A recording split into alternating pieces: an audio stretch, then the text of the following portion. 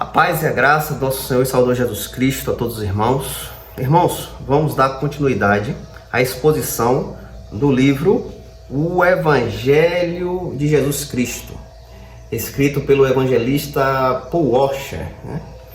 Vamos dar continuidade, irmãos. E hoje nós vamos expor o grande dilema. É reconfortante saber que Deus é santo e justo.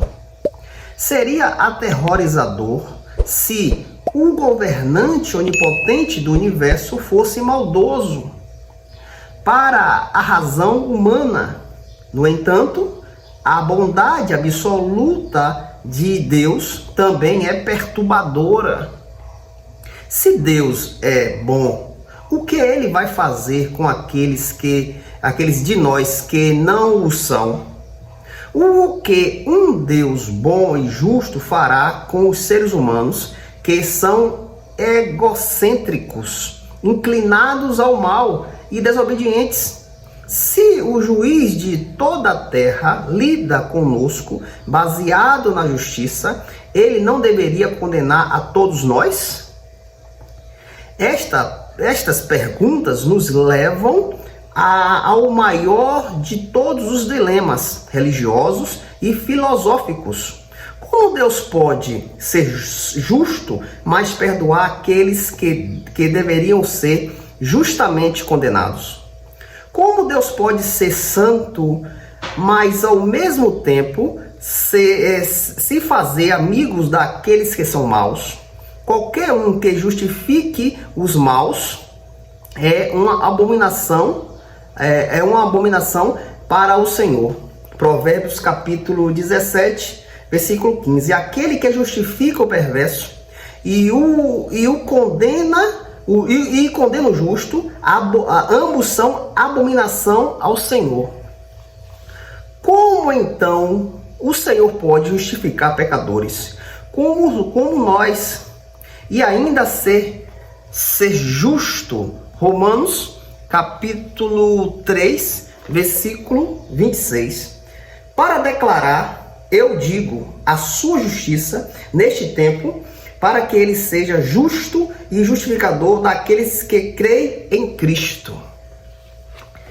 Agora, irmãos, nós vamos ver a resposta de Deus ao nosso dilema.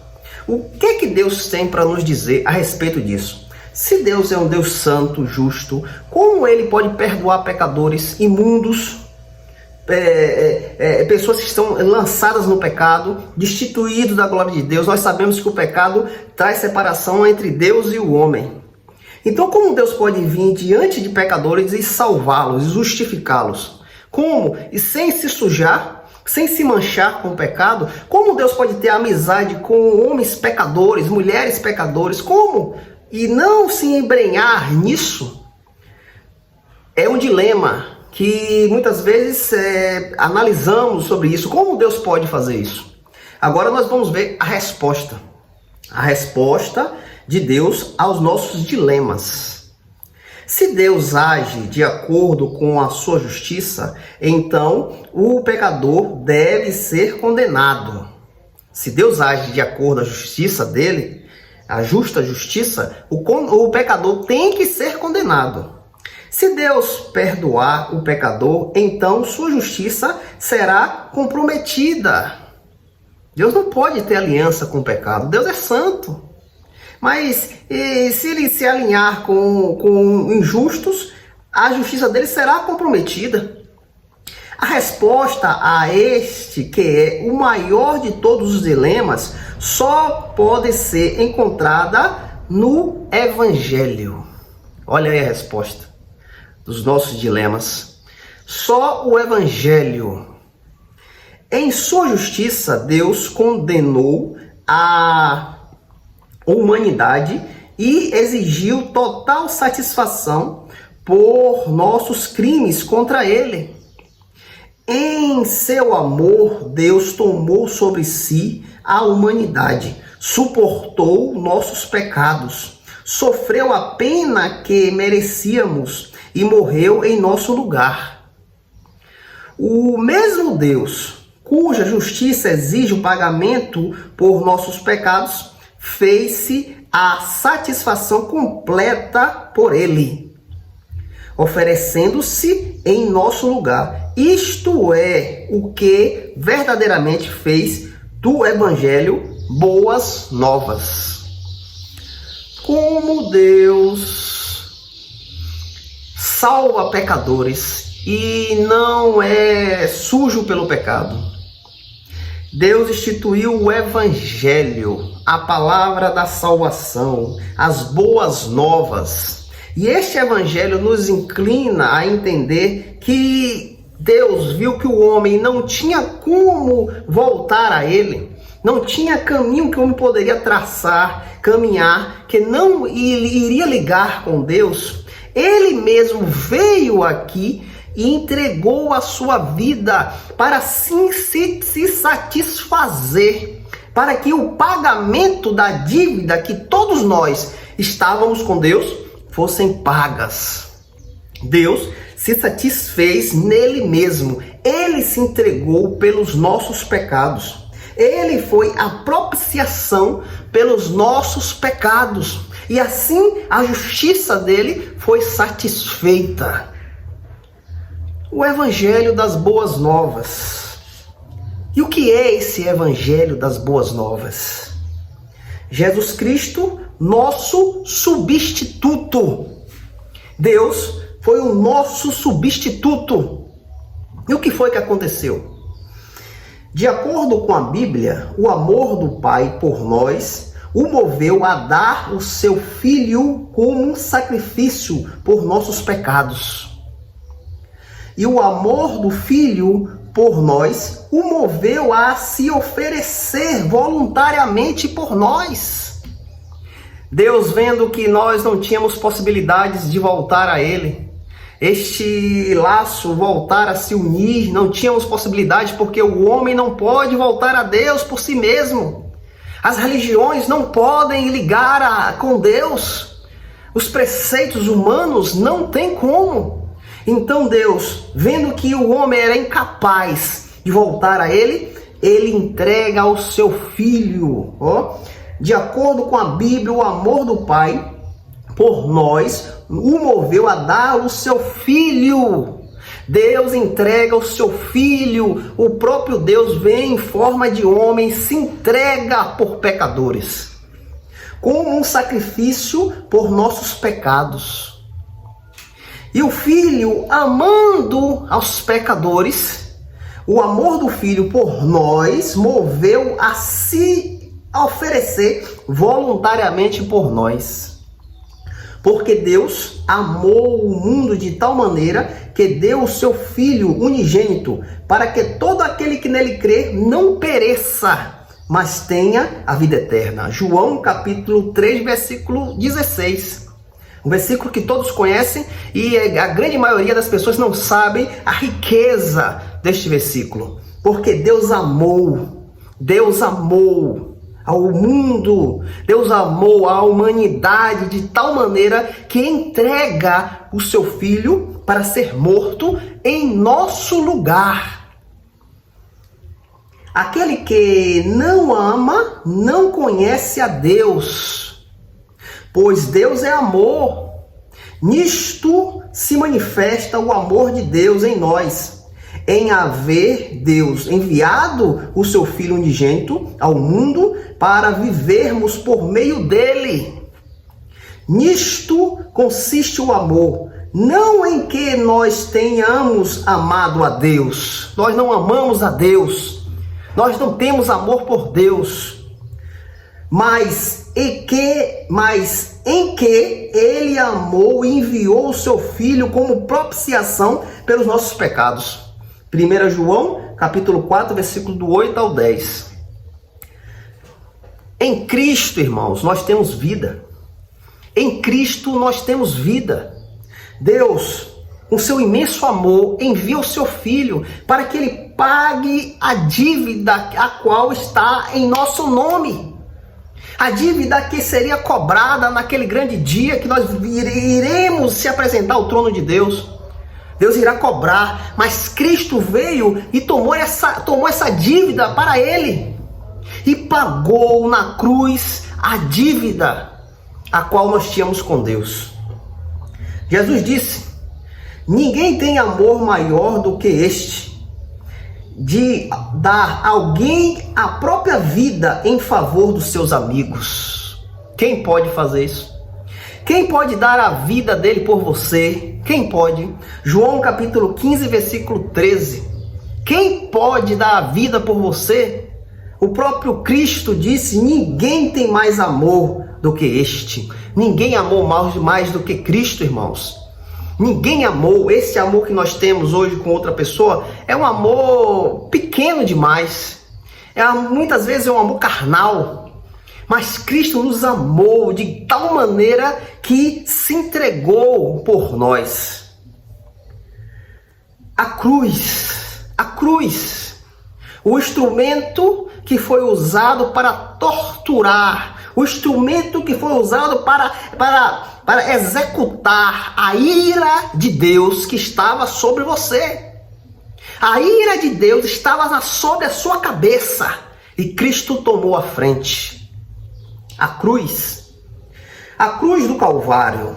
Jesus Cristo, o Filho de Deus, ofereceu a si mesmo como um sacrifício pelo pecado de seu povo. A maioria dos historiadores consideram que a cruz foi o instrumento de tortura mais cruel que a humanidade já concebeu. Imagine. A cruz de Cristo foi o instrumento mais cruel que o homem pôde fazer. Esta crueldade serve para ilustrar duas realidades importantes. Que realidades são essas? Primeiro, essa crueldade ilustra a grandeza de nossas hostilidades para com Deus. Deus amou tanto o mundo que deu o seu único filho, e o mundo odiou tanto a Deus que o submeteu à pior forma de tortura e morte. Veja como nós somos. Veja quão maldoso é o homem. Deus amou o mundo de tal maneira que entrega o seu filho, ele envia o seu filho para salvar, para dar vida. Cristo veio sobre esta terra não para trazer religião, não para trazer denominações, não. Cristo veio a esta terra salvar e através dele somos salvos. Mas só que o homem agiu de uma maneira deplorável. O homem agiu como um animal irracional. O homem levou Cristo à cruz, a pior tortura que pode existir na face da terra. E o homem, nós levamos Cristo naquela cruz e o crucificamos e o matamos, pois o nosso pecado estava sobre ele. Ele naquela cruz carregou o meu e o seu pecado, e este pecado dilacerou Cristo. Segunda, ilustra a grandeza de nossos pecados contra Deus. O que eu acabei de falar. Os nossos crimes contra Deus foram tão deploráveis e as penas contra nós tão severas que só poderia ser paga através do sofrimento indescritível e da morte do Filho de Deus. Os nossos pecados foram tão pesados, nossos pecados foram tão deploráveis, quão imundos são os nossos pecados, que só o Filho de Deus poderia suportá-los. Só o Filho de Deus poderia aguentar este sofrimento. Para você ver o tão pesado, o tão sério é os seus pecados, que Cristo foi lançado àquela cruz por causa deles. Ilustra a grandeza de nossos pecados. Quão é grande os nossos pecados. E os nossos crimes contra Deus foram tão deploráveis e as penas contra nós tão severas que só poderia ser paga através do sofrimento indescritível da morte do Filho de Deus. Irmãos, com estas palavras nós entendemos que não tem como o homem voltar a Deus. Não tem como o homem comum habitar arrependimento. Não tem como o homem comum olhar para Deus. Não tem como, porque o homem é pecador por natureza. Isso está dentro de nós. Nós não conseguimos olhar para Deus e desejar Deus. Mas Deus amou a você. Deus me amou a você. E este amor foi tão grande que Ele entrega o seu Filho ao seu favor. E só o Filho de Deus, o próprio Deus, pode aguentar a ira de Deus que iria ser derramada sobre a sua cabeça. Só Cristo poderia suportar. O sofrimento físico e a morte suportados por Cristo na cruz foram absolutamente necessários. Devemos entender, no entanto, que seu sofrimento envolveu mais do que apenas a crueldade de homens maus. Todo este sofrimento que Cristo passa naquela cruz, antes o martírio e o sofrimento naquela cruz, pregado naquela cruz, isso tudo, irmãos, nos inclina a algo, irmãos.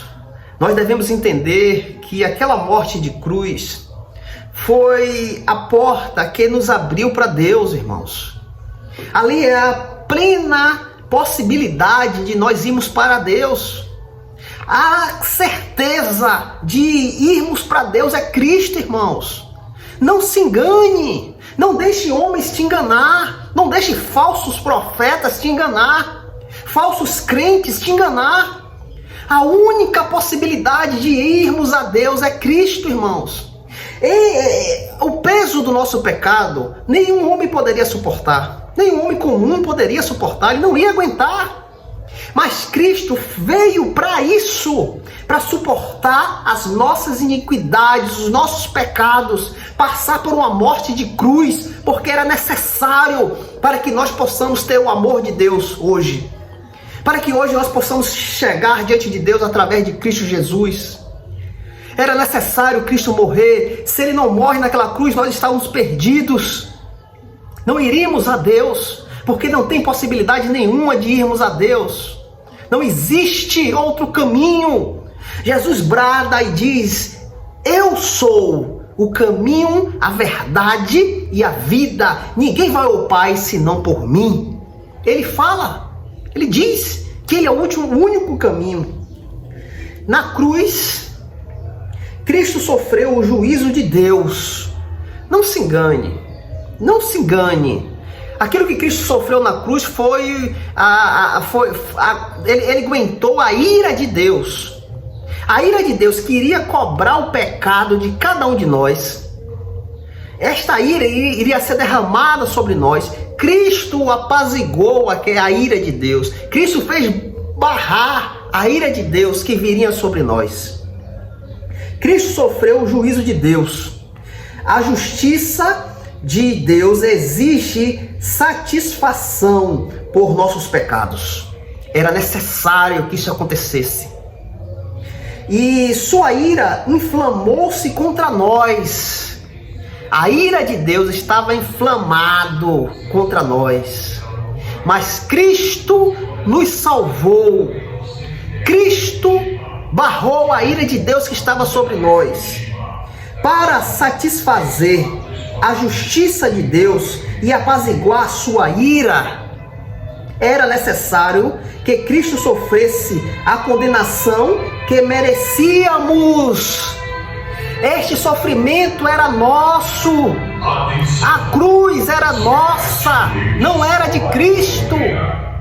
Quem deveria carregar aquela cruz, quem deveria ser pregado naquela cruz era eu e você. Mas Cristo veio e sofreu o sofrimento que não era dele, carregou a cruz que não era dele, tomou sobre si os pecados dos homens, da humanidade, e sofreu a completa ira de Deus. Assim, ele carregou nossos pecados, glória a Deus, tornou-se maldição em nosso lugar, foi abandonado por Deus e sofreu a completa medida da ira de Deus contra nós. Irmãos, aquilo que Cristo sofreu na cruz não era dele, irmãos. Aquele cálice, quem deveria beber era eu e você. Era eu e você que deveria beber aquele cálice da ira de Deus. Nós deveríamos ser malditos diante de Deus, mas Cristo veio e sofreu por nós. Ele foi maldição por nós. Ele bebeu até a última gota do cálice de Deus, da ira, do furor de Deus, por causa de você, por causa de mim. Ele nos salvou. Cristo levou nossos pecados na cruz. Nossos pecados foram imputados a Cristo. Não era dele, mas naquela cruz ele carregou nossos pecados, foi imputado a ele. Isso significa que Deus colocou nossos pecados na conta de Cristo e os considerou dele. Consequentemente, Cristo foi declarado judicialmente culpado perante o trono de Deus e foi tratado como culpado. Irmãos, quando você vai em um lugar comprar algo, você chega ali, não, bota na nota. Ali tem uma nota com seu nome, né? E aqui a pessoa vai voltar, ó, você comprou 20 reais, botou na sua nota, 20 reais. Chega um certo dia, você vai lá pagar. Então, você chega ali, eu quero pagar a minha nota. O dono do estabelecimento vai procurar quem? A nota que está em seu nome, né? Aqui, ó, fulano de tal, 20 reais, pago. O pecado, irmãos, estava na nota do nosso nome. Da caderneta que era nossa, estava escrito pecador. Mas o que foi que Cristo fez? Cristo foi diante de Deus e disse, ó, esta nota é minha. Apagou o seu nome da nota e colocou o nome dele, Cristo Jesus. E a dívida que era sua, a qual você deveria pagar, Cristo pagou por você.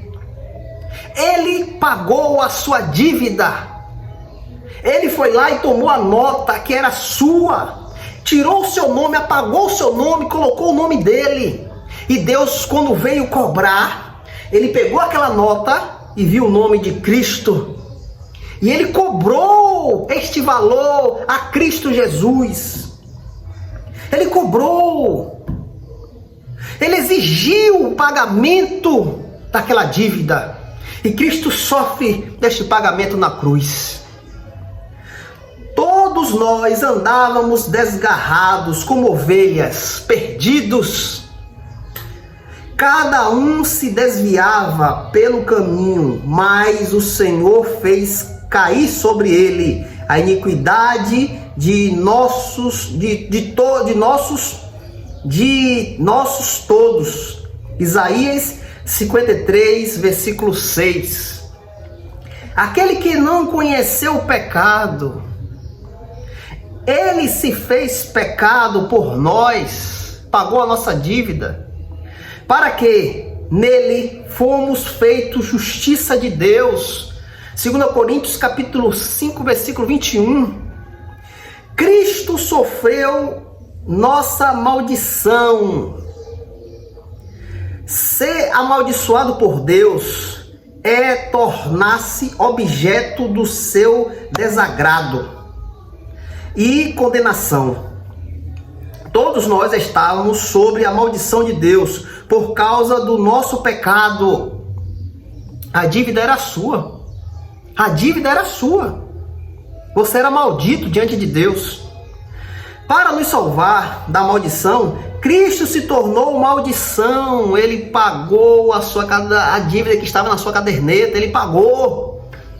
Ele se fez maldito ao fato de fazer isso. A maldição que estava sobre você passou para ele, por nós, e sofreu o julgamento de Deus em nosso lugar. Ele nos redimiu, irmãos. E que significa que ele pagou o preço para satisfazer a justiça divina, a fim de que todos os que crêem nele seja salvo. Aqui nós vemos algo importante. Por que nós devemos pregar Cristo e este crucificado? Como Paulo fala, eu vim a vocês não com sabedoria humana, mas eu vim a vocês pregar Cristo e esse crucificado. Porque é importante que a igreja continue na pregação do evangelho, não se desvie da palavra de Deus, porque o pastor tem que estar amarrado ao evangelho, porque o púlpito tem que ser recheado da palavra de Deus. Porque, irmãos, só através de Cristo as pessoas serão salvas. A minha experiência não vai prestar para nada. As doutrinas humanas não vai prestar para nada. As placas denominacionais não vai prestar para nada. Só Jesus Cristo salva.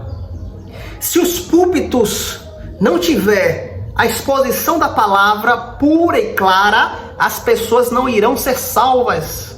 Elas vão se deparar com emoção, com um certo êxtase daquele momento, daquele pregador, mas elas não terão um encontro verdadeiro com Cristo, porque é o fato de o púlpito da minha igreja ser escasso da palavra de Deus, as pessoas não serão salvas, porque não existe outra possibilidade das pessoas ser salvas se não for pela pregação do evangelho, pela palavra. E quem é a palavra? O verbo que se fez carne. Como Paulo diz aos Romanos, Romanos capítulo 1, versículo 16, se eu não me falha a memória, eu não me envergonho do evangelho, pois é poder de Deus para a salvação de todo aquele que crê, a fim de que todo que crer nele seja livre. Livre de quê? Do pecado, irmãos, da dívida que estava sobre você. Todos quanto, pois, são das obras da lei, estão debaixo de maldição, porque está escrito: maldito todo aquele que não permanece em todas as coisas escritas no livro da lei, para praticá-las. Gálatas capítulo 3, versículo 10. Cristo nos resgatou da maldição da lei, fazendo-se ele próprio maldito em nosso lugar. Porque está escrito: maldito todo aquele que for pendurado em madeiro. Gálatas capítulo 3, versículo 13. Cristo foi abandonado por Deus em nosso lugar. Um dos resultados mais aterrorizantes do nosso pecado é a alienação de Deus. Ser afastado da sua presença favorável e comunhão.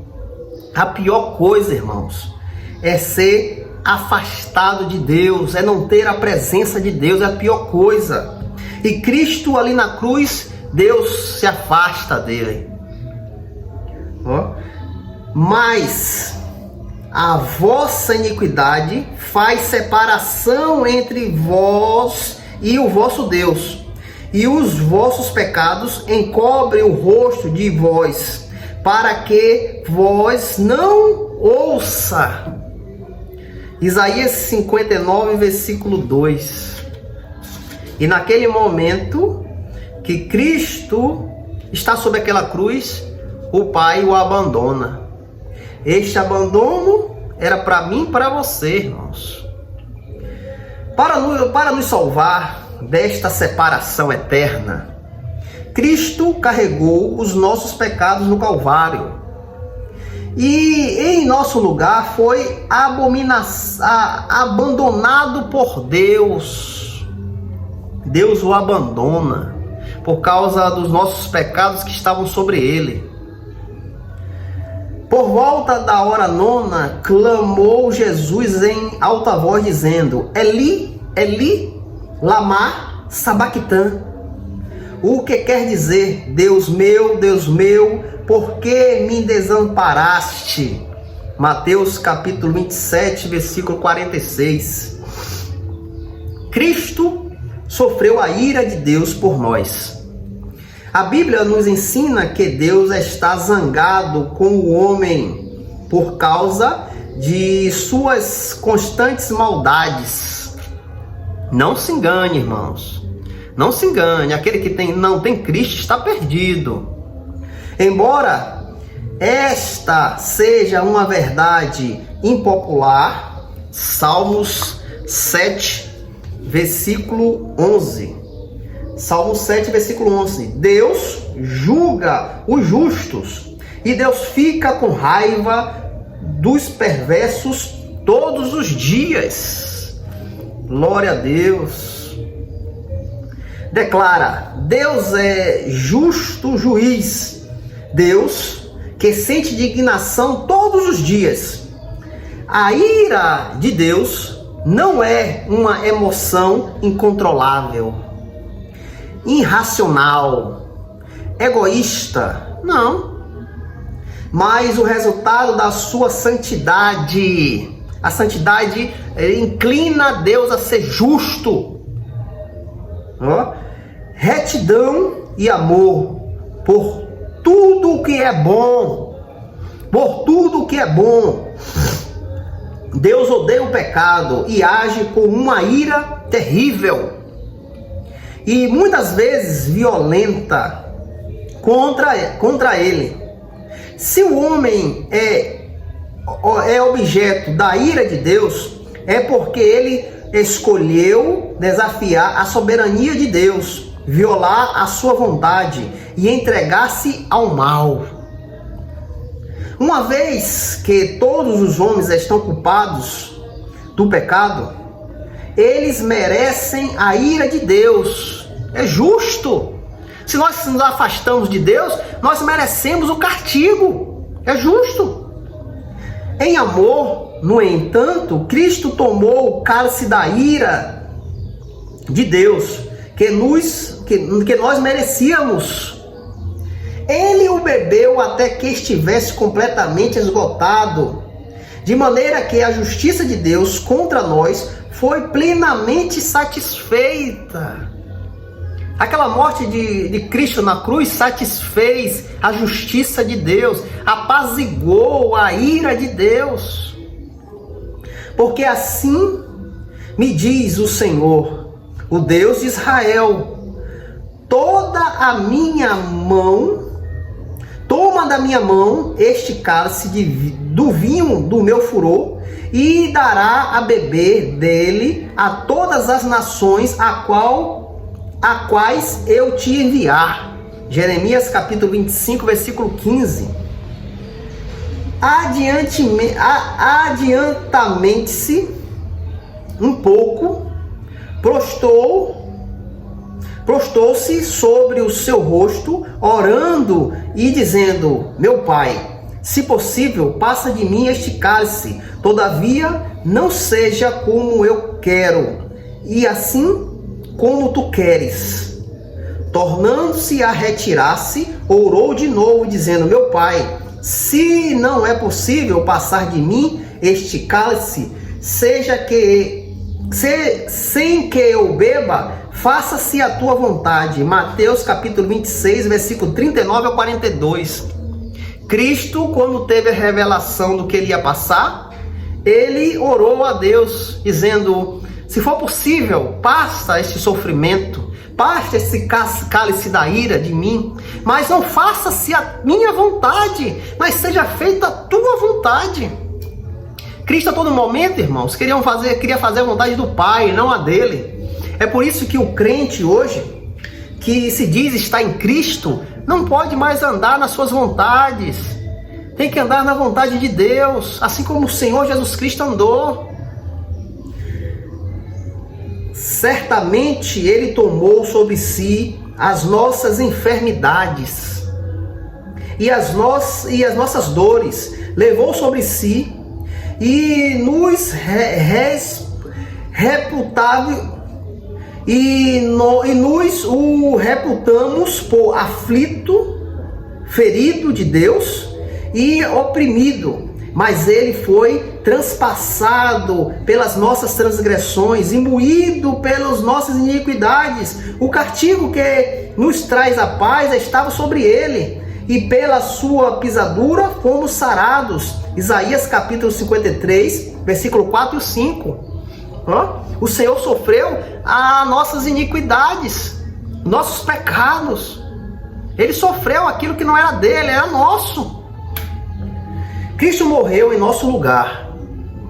Uma das maiores provas do juízo de Deus contra a nossa iniquidade é a morte física.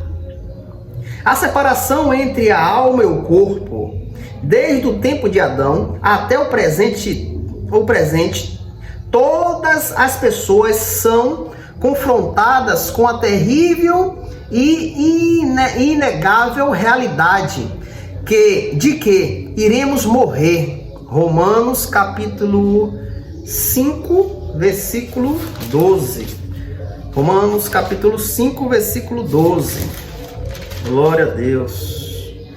Portanto, como por um homem o pecado entrou no mundo, e pelo pecado a morte, assim também a morte passou a todos os homens, porque todos pecaram.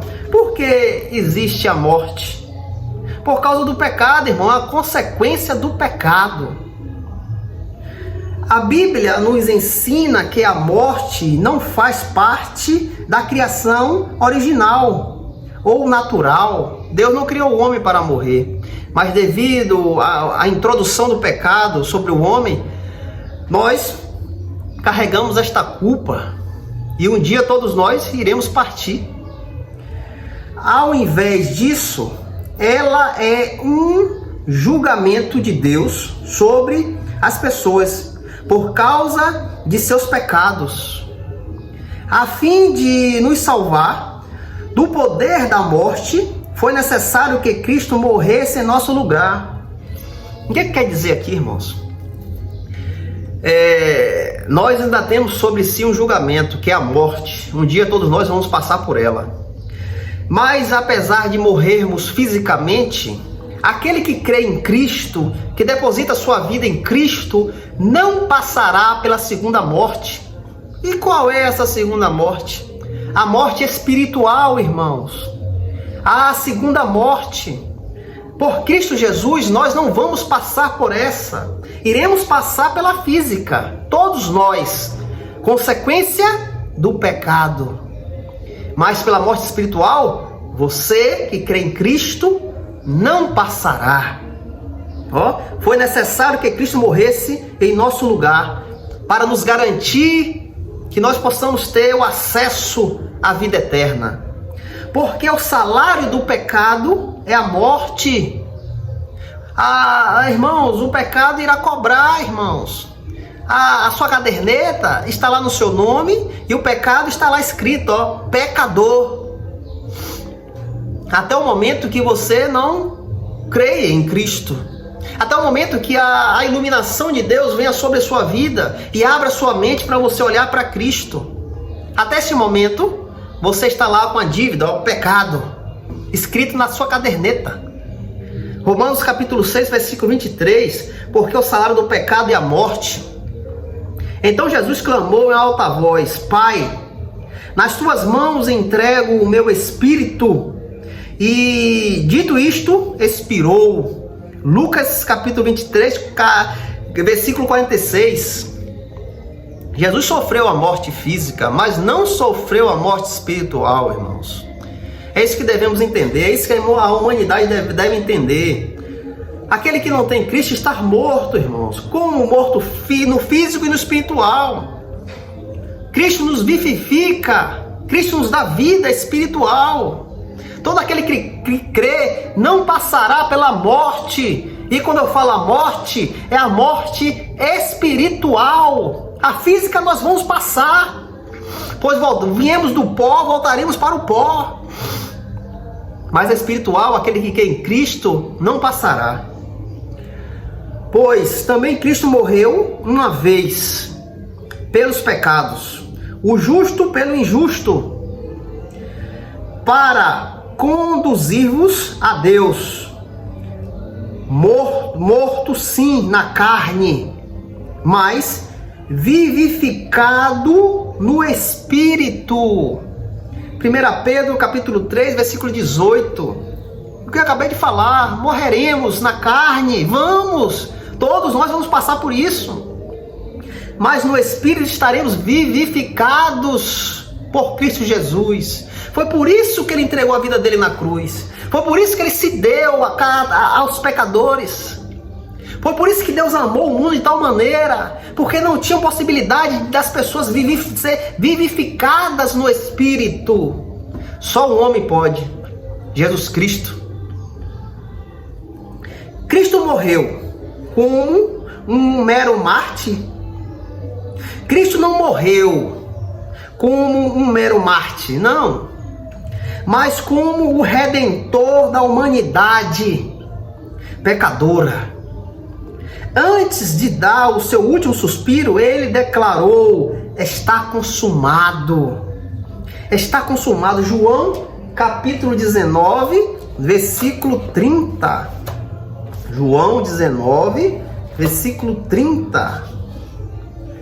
Logo que Jesus tomou o vinagre, disse: está consumado. E ele inclinou a cabeça, entregou o Espírito. Quando ele afirmou isto, quis dizer que através do seu sofrimento e morte, efetuou o completo pagamento pelos pecados daquele que nele crê, irmãos. Irmãos, isso é importante. A humanidade está perdida. Se ela não crê em Cristo, você está perdido. Não existe possibilidade de você ir a Deus. A sua religião não te leva a Deus. Só Jesus Cristo, que é a consumação do pagamento do pecado. O pecado original, que nos inclina à morte eterna. Só Jesus Cristo pode pagar. E naquela cruz ele disse: está consumado. Para todo aquele que nele crê, não passará pela morte. Glória a Deus. Agora eu quero fazer uma pergunta aos irmãos. Você crê que Cristo morreu pelos pecados, pelos pecadores? Você crê que Cristo morreu pelos pecadores? Você crê? Se você ainda não acredita, então por que permanece resistindo à palavra de Deus, que não pode mentir? Por que você resiste à palavra de Deus? A palavra de Deus é verdadeira, a palavra de Deus é viva.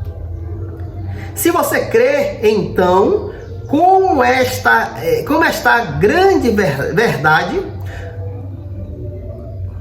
se você crê, então, como esta grande verdade te afeta, se você crê em Cristo, como esta verdade te afeta? Como isso é para você? Como você olha para isso? Você permanece indiferente ao Senhor crucificado? É assim, dessa forma que você vive, indiferente a Cristo crucificado? Ou pior, você usa a cruz de Cristo como uma desculpa para viver uma vida perversa e imoral? É assim que você vive? Usando o Evangelho, a cruz de Cristo, para viver uma vida perversa e imoral? Se a morte de Cristo realmente faz sentido ao seu coração, então você não será mais capaz de viver para si mesmo. Todo aquele que vive em Cristo não vive para si mesmo, irmãos. Tem algo diferente, Nós vivemos para Deus, completamente para Ele. Mas será interiormente obrigado a viver por aquele que morreu e ressuscitou por você. Uma vez que Deus abriu os seus olhos para ver a sua sabedoria e poder na cruz, você nunca mais será o mesmo, mas seguirá o Cristo ressuscitado. Irmãos, se o amor de Deus veio sobre você e você enxerga a cruz de Cristo como a salvação, se você enxerga Cristo como o Senhor e Salvador da sua vida, eu te digo, por experiência própria, você nunca mais será o mesmo. A sua vida agora será glorificar a Deus. A sua vida, a sua alegria será pregar a palavra, conduzir pecadores à verdade de Cristo Jesus. A sua vida será completamente diferente, porque agora você está inclinado a fazer a vontade do Pai, completamente. O Senhor estava ali, junto com os discípulos, pregando, falando do amor de Deus, e os discípulos disseram: Senhor, o Senhor já tem horas que não come, não bebe, vem, Senhor, se alimentar. E o que foi que Jesus disse? A minha comida, a minha bebida é fazer a vontade do meu Pai. Então todos aqueles que amam a Cristo se alimentam, bebem de Cristo. Bebem de Cristo. Louvado seja o nome do Senhor. E eu espero que você beba desta fonte de águas cristalinas, que é Cristo Jesus. Louvado seja o nome do Senhor. Eu agradeço a todos que irão ver este vídeo, que Deus abençoe grandemente. Aquele que ainda não crê em Cristo, que o Senhor possa trazer a iluminação da cruz sobre você, e você prostre-se diante a cruz de Cristo. E aqueles que já creram no Senhor, viva para Cristo, viva para o Senhor. Doe a sua vida completamente para viver para Cristo, pregar o Evangelho, a verdade, fale a verdade aos pecadores, para que eles possam ter a iluminação da cruz, do Salvador ressurreto. Glória a Deus. Que Deus abençoe a todos. A paz e a graça do nosso Senhor e Salvador Jesus Cristo. Amém.